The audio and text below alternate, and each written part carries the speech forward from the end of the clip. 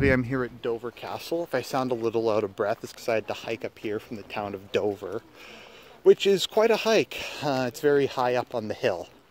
Completely worth it though. If you ever get a chance, definitely come to Dover. The White Cliffs are here, the castle's here. It's a nice kind of quaint little English town. Very pleasant. But I thought this might be a good opportunity to talk about castles, what they were used for, etc. So I think there's some misnomers and people don't always, oh cool, there's a trebuchet, get what the purpose of them is. So the purpose of a castle is to project a zone of control. You see, if you have a couple dozen or maybe 100 horsemen or cavalrymen within a castle, they can ride out whenever they want and attack the enemy. Here we go, we have I had to hike up from down there. Yeah, they can just ride out and attack the enemy. So, if you've seen Berserk, they do this. Well, they don't go from a castle, but they ride out in the middle of the night with fire. They burn the enemy camp. It's very easy for them to do that because they have rested horses. They tend to be well fed. They have the initiative. So they can, if they have cavalry archers or something, they can ride out and harass them, etc. The other thing that's even more important is they can ride out and attack supply lines. Because when you're invading a country, particularly if you have a sizable army, you can live off the land a bit, you can raid, etc. But ultimately you're going to have a baggage train, and the baggage train is going to have armor, clothing, food, tailors, prostitutes, etc. You're going to have this huge baggage train that's going to stretch out behind your army. So if there's a castle nearby, you can ride out, maybe in the night, etc., and attack the convoy. If they're bringing in more food from the staging area or their own castle, it's extremely vulnerable. And you either have to commit a large number of troops who also will take up resources to protect your convoys, or you're just going to have to be prepared to lose a whole bunch of stuff. Okay, this place doesn't go anywhere. So that's number one. And because of this, you can't really bypass a castle. Because if you bypass a castle, they'll be able to come out and attack you at will. And the further you go in past the castle, the worse and worse their ability to destroy your supply lines will get. And so it's almost impossible if you were invading a country to not have to take castle by castle as you went through. I mean, as opposed to maybe something like the Great Wall of China, the idea isn't to cover a massive area. The idea is you have a zone of control that your enemy has to attack if they have any hope of winning the war that's very difficult and costly to attack. Now, we have this idea that sieges are something that's easy to do. Well, you just starve them out. You just starve out the people of the castle. You have the advantage, etc., because you're the sieging force. Now, people understand how horrible being the sieging party is. Even if you're not going to attack the castle, the people in the castle have barracks, they have houses, sometimes they'll have years of food, they have wells. The people in there are like, if it's winter, it's even worse. The people in the castle have like a wood stock or whatever.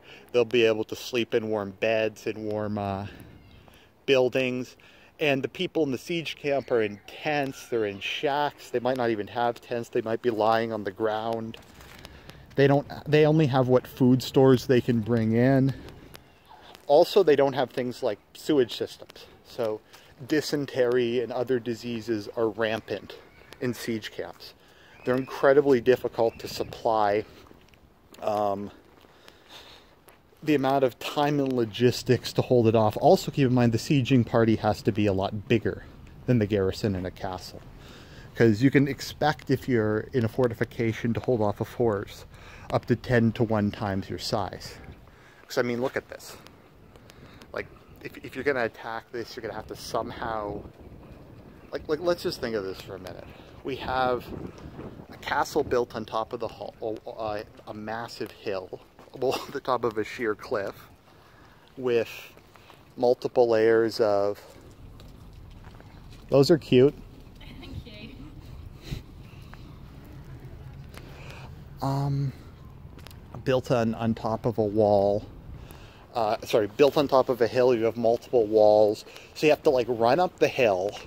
You have to bring siege weapons with you.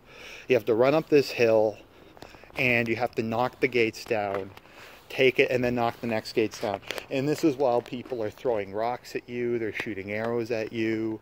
If they can, they're dumping boiling oil at you. Even if you manage to get up and get into melee combat, you just ran up this massive hill and you're exhausted. Imagine if you're coming up here with armor on. It's going to be quite an ordeal. So you can expect to have like 10 to 1 or better. I remember in the Holy Land, in some cases it was like 100 to 1, like when Saladin was besieging Krak, I think. Or however it's announced. Also, if a castle's pretty big, the sieging party has to surround the entire castle. What would often happen is, if they didn't, then they could sneak more supplies in, or etc. Also, the defenders can sally out whenever they want. So they could just open the gates, run out with a bunch of horsemen, like I said, torches, burn down all the, burn the enemy's camp, burn the enemy's supplies, maybe just rush out and kill a couple people and rush back in. So the siege party has to always be ready. They have to have the number of men to surround the castle. And keep in mind, if they're all spread out, then they can just ride out, kill a bunch of them when they're unprepared and sparsely populated, and then go back in. And it's just a mess. And the logistics of it are very, very difficult to manage, unlike the garrison in the castle, who, like I said, I don't even know what the besieging party would do for water. Maybe if there's a stream nearby, maybe, I don't even know how they dig a well. A castle probably does. And then there's castles that are built on the sea or rivers, and they can resupply that way. And what are you you're gonna have to take it by storm. And how the hell are you going to take something like this by storm? Even if you have cannons, it's on top of a huge hill. And if this is the age of cannons, then they have cannons too. And they have massive walls behind them and a huge hill. So you have to take the castles, and it's extremely difficult to do that. The other useful thing about them is it holds your enemy down. If they have to spare all these troops to siege your castle, and it's going to take them like months to a year to do it, you can bring in your own army, and you can attack them while they're spread out in a siege camp. It's a great way of slowing people down and giving you the initiative back. So, yeah, whenever medieval wars would happen, if you, like, people are like, oh, castles aren't that good. If they weren't good, they wouldn't have used them everywhere. If you go to Spain, Spain is like the most heavily fortified place in Europe. There's literally castles every kilometer or so, because they're so hard to take without modern artillery. And keep in mind, fortifications, not castles, but artillery forts and star forts, were used well into the early modern era, because they are so useful. So yeah, it's a logistical nightmare to try to, you can't go past them, they're very difficult to take, etc. There's a reason why they were so good. Also, they're good for other things. Armories, you can store weapons in them. You can have a garrison to control a local city. That's what the Normans would do.